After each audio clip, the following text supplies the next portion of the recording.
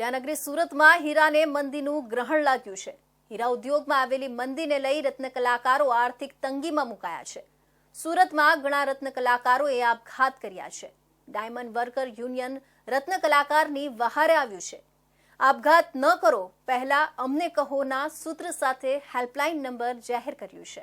છેલ્લા 1.5 વર્ષથી ડાયમંડ ઇન્ડસ્ટ્રીમાં મંદીનો માહોલ છે। આર્થિક તંગીને કારણે શહેરમાં અનેક રત્ન કલાકારોએ આપઘાત પણ કર્યા છે।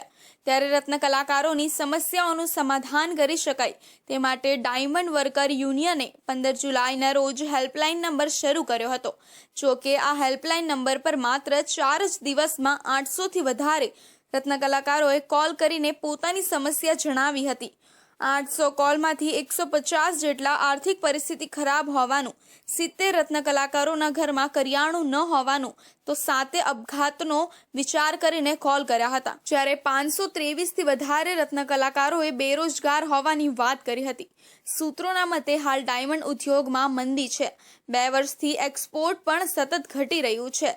જોકે બીજી તરફ લેબગ્રોન ડાયમંડની માર્કેટમાં થોડી ડિમાન્ડ હતી, એટલા માટે નેચરલ ડાયમંડ કટ એન્ડ પોલિશનું કામ કરતા કર્મચારીઓ લેબગ્રોનના કારખાનામાં કામ પર લાગી ગયા હતા। જો લેબગ્રોન ડાયમંડ માર્કેટમાં ન હોત તો માર્કેટની સ્થિતિ વધારે ખરાબ થઈ ગઈ હોત।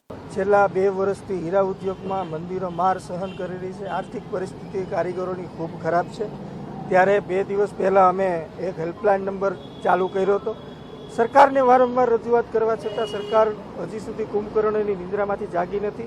સરકારની અમારી રજૂઆત હતી આર્થિક પેકેજ જાહેર કરો અને આપઘાત કરતા રત્ન કલાકારોના પરિવારને મદદ કરો, પરંતુ હજી સુધી સરકાર કુંભકર્ણની નિંદ્રામાં સૂતી હોય એવું અમને લાગે છે।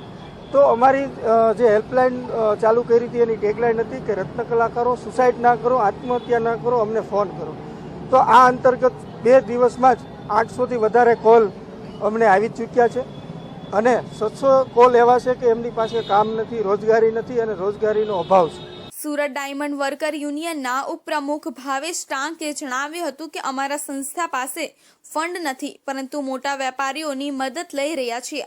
આર્થિક રીતે કોઈને મદદ કરી શકાતી નથી। કોઈને અનાજની કીટ તો કોઈને નોકરી શોધી આપવાનું કામ કરી રહ્યા છીએ।